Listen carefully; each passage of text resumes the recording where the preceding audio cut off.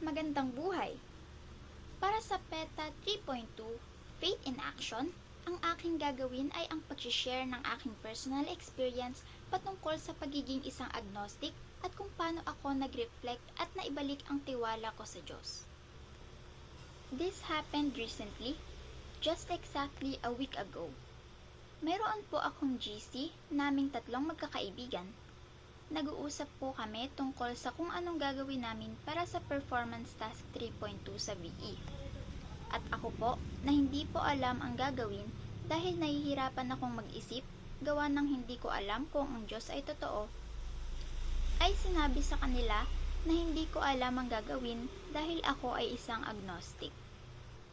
Nagulat po sila dahil hindi po nila ine-expect sa akin na ganun po ako. Kaya't hindi po sila nagdalawang isip na bigyan ako ng kaalaman na meron sila tungkol sa Panginoon. Noong bata po ako, palagi po akong sumasama sa lola ko para magsimba linggo-linggo. Ngunit habang tumatanda ako, ay hindi ko alam kung bakit, ngunit napapalayo ang loob ko sa Diyos. Ganyan po ang nasabi ko sa mga kaibigan ko. Nasabi ko rin na siguro kaya ako napapalayo ay dahil sa tuwing nagdadasal ako sa kanya ay parang walang sumasagot sa akin. Sinabi niya na parang pagmamahal lang daw ito. Hindi natin nakikita, ngunit ramdam natin ang pagmamahal na ibinibigay sa atin ng mga tao sa paligid. And somehow, parang may naramdaman ako sa sinabi niya. Parang something sparked in me na matagal nang hindi gumigising.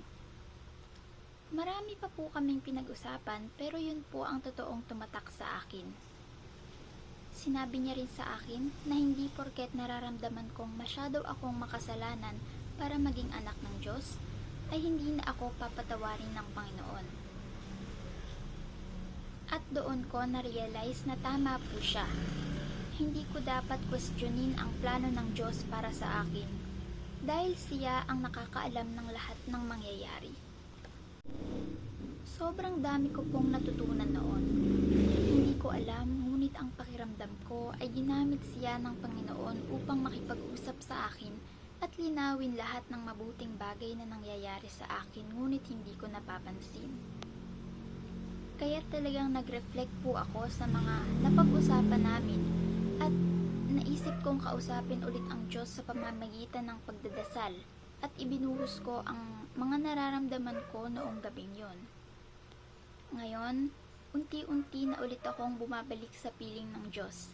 Salamat sa aking mga kaibigan na tumulong upang ma-realize ko ang mga bagay na ito.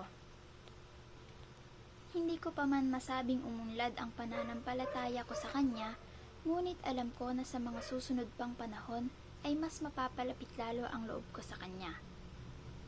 Kaya't palagi po tayong magdarasal at magsisimba kung nakakaramdam tayo ng pagko-question sa Diyos. Gaya ng naranasan ko, iyan ang mga ginawa ko upang maibalik sa dati ang relasyon ko sa Panginoon na nawala. Kaya't maraming salamat po sa pakikinig. Lagi po nating tandaan na ang Diyos ay mapagmahal at totoo. Huwag niyong hayaan na umiba ang landas ng puso niyo. Ipagdasal natin ito sa ngalan ni Jesus. Ako po si Camille Aguilar at sana'y may natutunan po kayo mula sa aking experience. Magandang buhay po ulit sa ating lahat.